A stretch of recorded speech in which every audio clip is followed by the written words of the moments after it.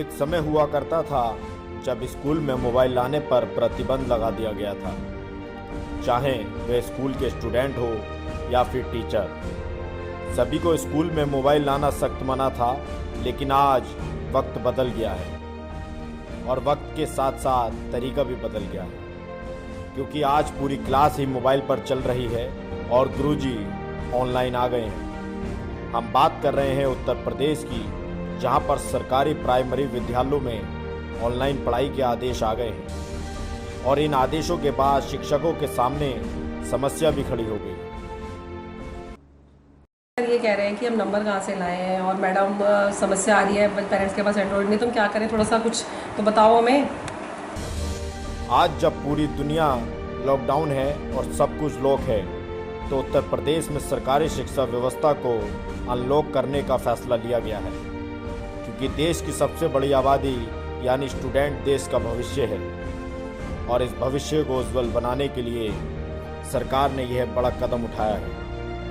सरकार के इस सराहनीय फैसले के बाद हमने इस व्यवस्था का ग्राउंड जीरो से रियलिटी चेक किया, तो जाना कि क्या वास्तव में सरकार की इस पहल का फ़ायदा उन स्टूडेंट तक पहुंच पा रहा है जिनको इसकी वाकई ही ज़रूरत है। तो बहुत सारे सवाल सामने आकर खड़े हो गए हैं। शिक्षक और अधिकारी सोच रहे हैं कि यह सब कैसे संभव हो पाएगा। शिक्षकों के समक्ष जो समस्याएं आ रही हैं, जैसे पेरेंट्स के पास में एंड्रॉयड फ़ोन न होना, कनेक्टिविटी न होना, लैपटॉप ना होना और कंप्यूटर ना होना, या जिन पेरेंट्स के पास में एंड्रॉयड फ़ोन्स हैं, इस समय खेतों पे कटाई का काम चल रहा है गेहूँ, तो अधिकतर पेरेंट्स उन फ़ोन्स को अपने खेतों पे ले जाते हैं। हम शिक्षिकाएं बहुत कोशिश करके 2 या 3 बच्चों को या 4 बच्चों को उससे जोड़ पाई हैं, लेकिन अभी तक जो हमारे साथ में समस्याएं आ रही हैं वो इसी से संबंधित है कि पेरेंट्स के पास में एंड्रॉयड फ़ोन्स नहीं हैं। पेरेंट्स के पास में एंड्रॉयड फ़ोन्स नहीं हैं। क्रम में एक बड़ी बाधा भी हमारे सामने आ रही है कि काफ़ी अभिभावकों के पास एंड्रॉयड फ़ोन नहीं है। यह सब अगर देश के निजी शिक्षण संस्थान करते तो समझा भी जा सकता था, क्योंकि वहां पर पढ़ने वाली आबादी के पास एंड्रॉयड मोबाइल हो सकता था। वो लैपटॉप और टैबलेट का भी प्रबंध कर सकता है।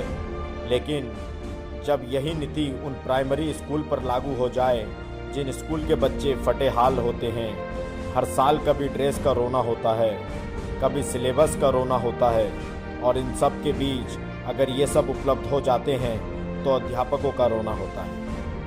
इसलिए ये सवाल पूछना पड़ रहा है कि सरकार ऑनलाइन पढ़ाई लागू तो करने जा रही है, लेकिन क्या इसके लिए कोई ठोस तैयारी की गई है? कुछ सवाल हैं जिनका जवाब जानना बेहद जरूरी है। सरकार के आदेश के बाद शिक्षा विभाग के अधिकारियों ने ऑनलाइन पढ़ाई की तैयारी कर ली है, लेकिन समस्या ये आ रही है कि कभी बच्चों के घर तक संपर्क हो जाता है तो स्मार्टफोन नहीं होता और कभी संपर्क ही नहीं हो पाता। ऐसे में अगर अनुमान लगाया जाए तो प्राइमरी स्कूल में पढ़ने वाले बच्चे 400 बच्चों में से 10 बच्चों के घर पर स्मार्टफोन या फिर टैब उपलब्ध हो सकता है।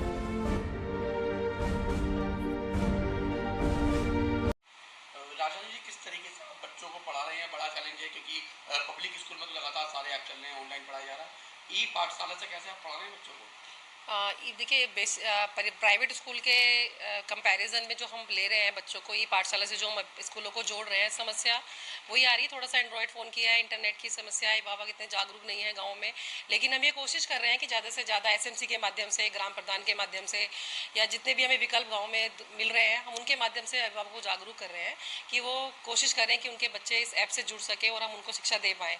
लेकिन हमें समस्या जो वहाँ से आ रही है, जो हमें आंसर्स आ रहे हैं वापस, वो यही आ रहे हैं कि मैडम हमारे पास एंड्रॉयड फ़ोन नहीं है, हमारे पास अभी थोड़ी सी इसकी समस्या है। मैम, देखने में आता है किसान के बच्चे इंटीरियर में पढ़ते हैं, मजदूर के बच्चे पढ़ते हैं, उनके पास स्टेशनरी होती, पहनने के लिए कपड़े नहीं होते, काफ़ी नहीं होती, तो ऐसे में कैसे एंड्रॉइड फ़ोन से वो काम कर पाएंगे? ये आप सही कह रहे हैं कि कब जब हम ऑफलाइन पढ़ाते हैं तो भी हमारे पास समस्या आती है कि बच्चों के पास स्टेशनरी वगैरह की समस्या रहती है। हम अपने पास से भी प्रोवाइड करते हैं उनको, उनकी हेल्प करते हैं। तो हम ये चाहते हैं अपनी सरकार से भी, माननीय मंत्री जी से भी और अपने मुख्यमंत्री से भी कि वो इस तरफ भी ध्यान दें थोड़ा सा, कि बच्चों को अगर हम ये पाठशाला से पढ़ा रहे हैं तो उनके लिए कुछ ऐसी सुविधा भी हो जाए या इसके अलावा कोई और विकल्प भी हो जाए कि हम किसी और तरह से उनके पास ये शिक्षा पहुँचा सकें। सरकारी शिक्षा व्यवस्था को ऑनलाइन करने का सरकार का कदम बेहद सराहनीय है, लेकिन इन सबके बीच सवाल यह है कि आखिर वह कौन सा रोड मैप है जिसके जरिए सरकारी शिक्षा व्यवस्था को ऑनलाइन कामयाब बनाया जा सकेगा। इन सब के जवाब मिलने अभी बाकी हैं। Bureau report.